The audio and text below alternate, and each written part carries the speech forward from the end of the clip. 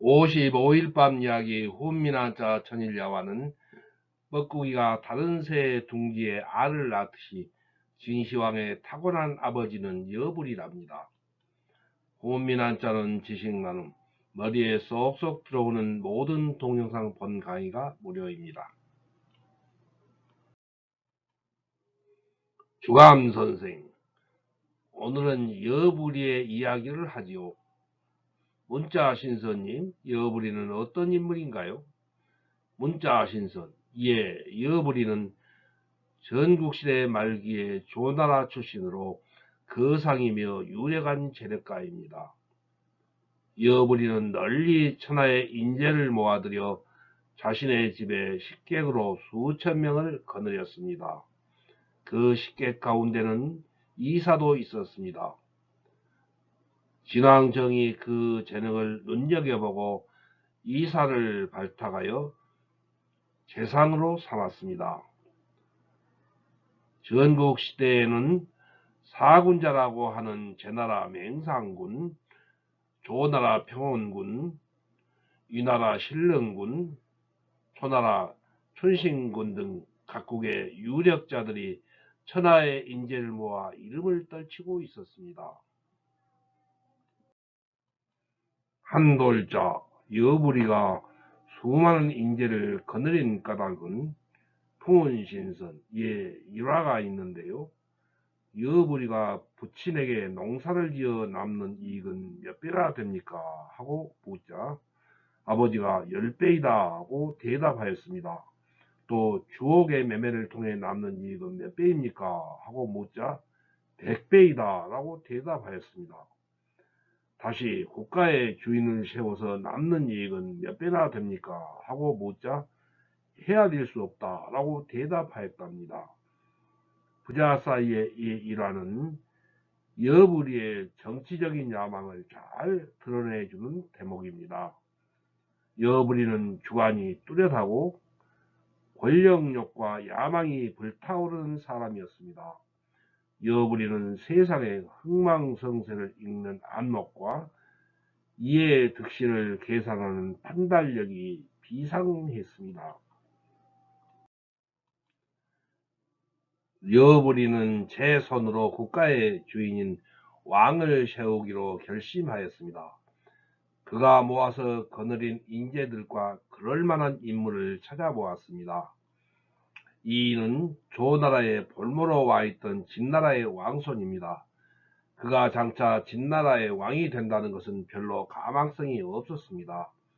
볼모로 잡혀있으니 생명의 안전을 바라기도 어렵고 생활이 공핍할 지경이었습니다.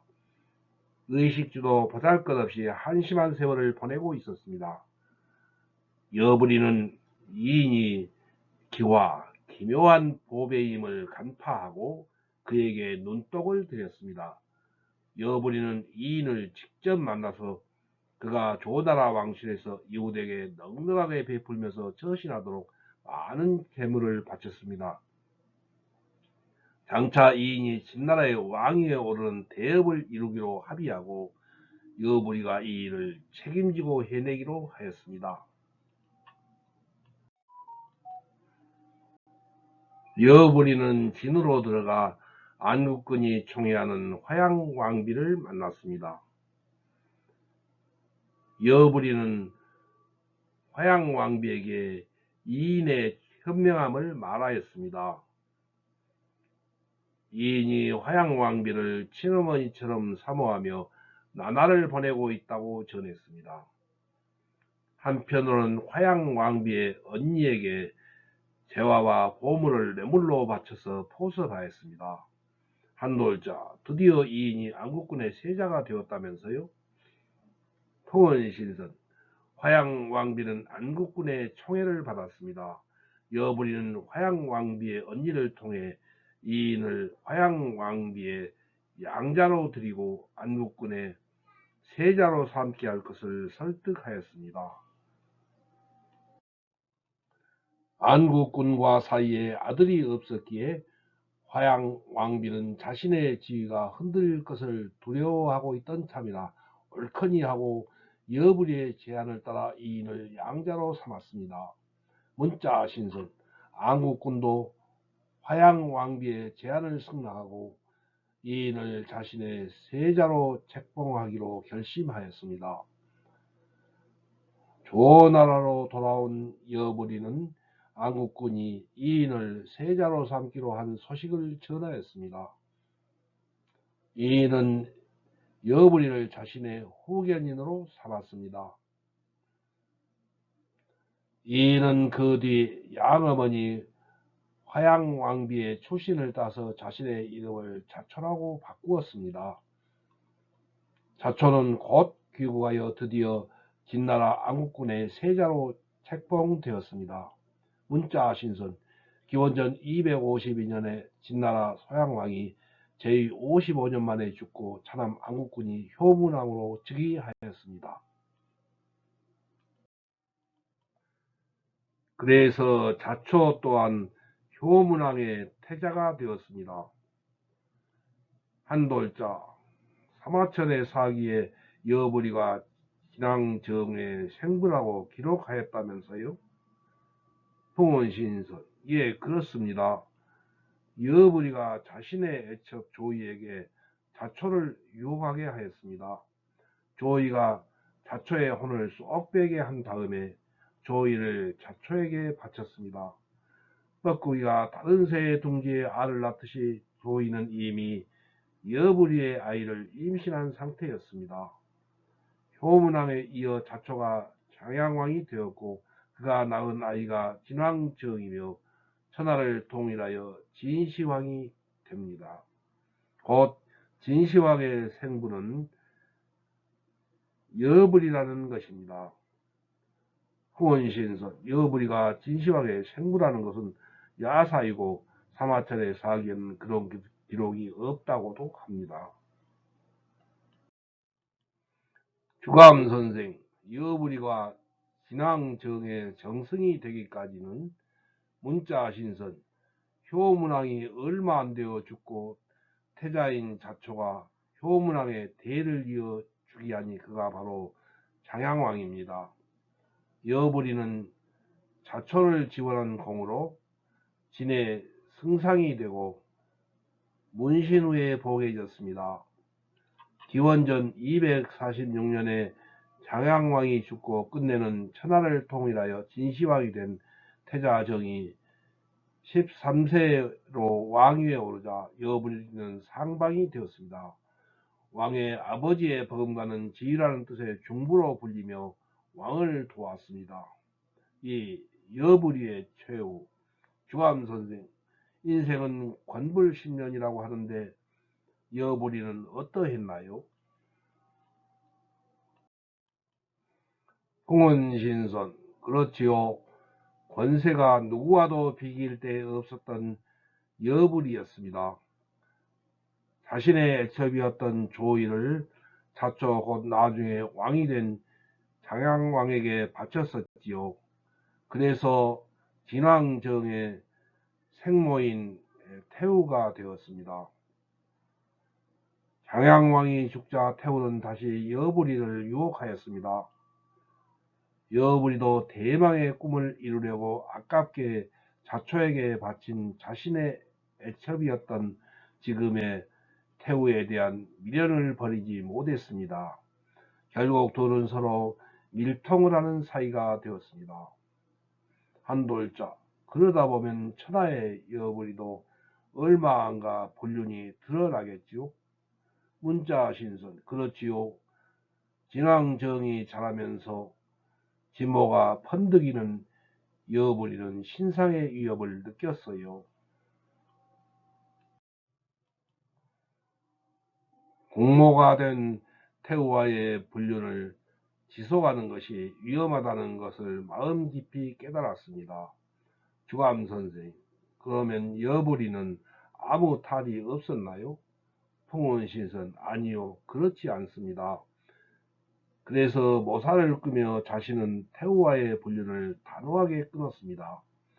자기 대신에 노예라는 거근의 사나이를 태우에게 소개시키고 그를 환관으로 꾸며 호궁에 들였습니다.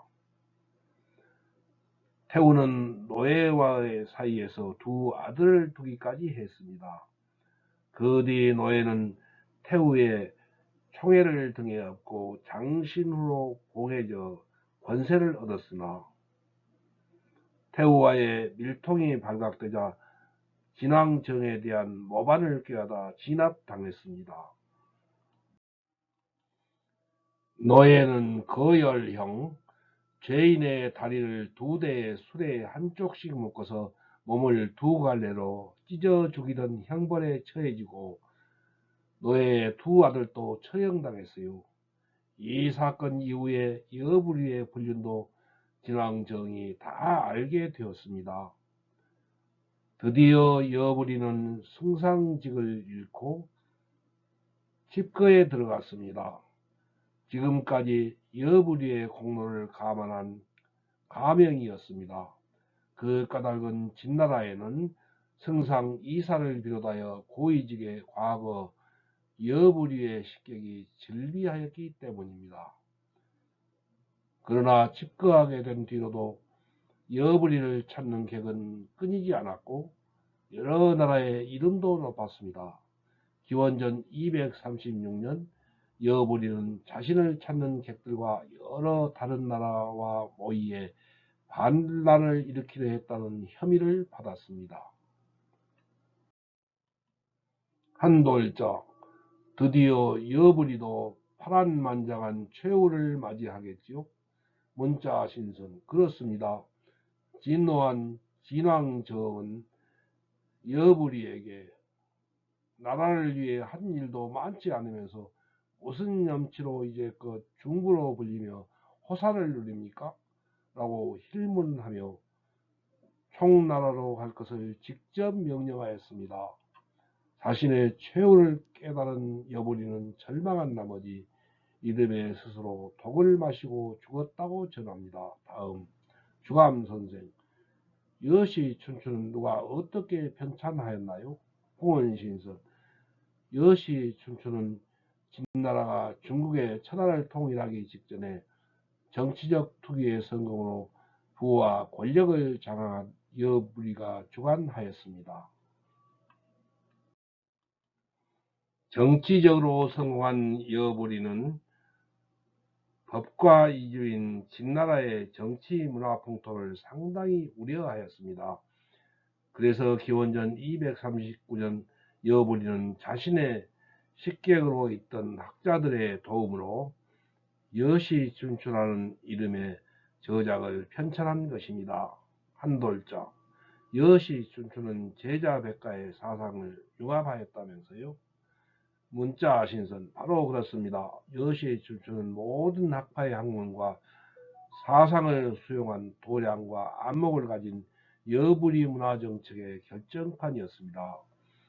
여시춘추의 기본 바탕은 자연을 본받자는 사유입니다. 도가 사상의 무의자연 사상과 법과 사상을 수용하여 변법을 주장합니다. 유교 사상에서 군주의 은덕이나 민의를 중시하였습니다. 여시춘추는 한편으론 음양가의 천인 가목론을 말합니다. 여기에 목자의 이타적인 사랑을 내세웠습니다. 제자 백가의 다양한 사상을 모두 수용하였습니다. 이 책은 당시 제자 백가의 책과는 달리 사상적으로 중립을 유지하였습니다. 오늘날의 백과사전에 해당되는 것이었습니다. 다만 선명한 기치가 없어 작다한 느낌을 지울 수 없습니다. 그러나 법만 숭상하던 당시 진나라를 개혁하여 다양한 사상을 융합하려는 여부리의 실용주의 철학인 것입니다. 주감선생, 여부리가 여시춘추를 자평한 것은 흥원신서, 여부리는 완성된 여시춘추를 진해 수도인 함양성 성벽에 진열해 놓고 이 책에 적힌 글 가운데 한 글자라도 더하거나 뗄 수 있는 자가 있다면 그에게 천금을 주겠다고 하였답니다. 곧 이것이 춘추가 뛰어나다는 자화자찬입니다. 이에 일하는 훗날 일자천금이라는 고사성어의 유래가 되었습니다. 4. 이관규천. 이관규천은 대롱으로 하늘을 엿본다는 뜻으로 관중지천, 즉 대롱 속의 하늘이라는 말과 같은 뜻입니다. 이는 사마천의 사기에 나오는 이야기로 춘추시대 말기 천하의 명의로 이름난 편작이 괴기라는 나라에 갔을 때였습니다. 태자가 병으로 숨졌다는 소식을 듣고 편작은 궁정의사를 찾아가 무슨 병인지 지금은 어떤지를 물었습니다. 그리고 환자의 상태를 파악한 편작은 내가 살려보겠다고 말했습니다. 궁정의사는 죽은 사람을 살려보겠다는 말에 어린애도 그런 말은 고지 듣지 않을 것이라며 무시하고 믿지를 않자 편작은 그에게 이렇게 말했습니다.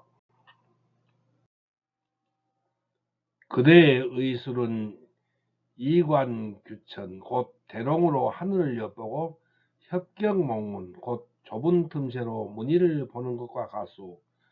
바늘구멍으로 하늘을 보니 그 구멍만큼만 하늘을 볼 수밖에 없는 법. 하찮은 의술로 일부의 증세만 보고 병을 진단했으니 잘못 보았소이다. 편작이 짐을 놓자 태자는 소생했고 치료를 더하자 20일 후에는 일어났습니다. 궁정의사가 죽었다고 진찰한 태자는 죽은 것이 아니라 혼수 상태에 빠져 있었던 것인데 궁정의사의 식견으로는 그것을 알아차릴 수가 없었던 것입니다.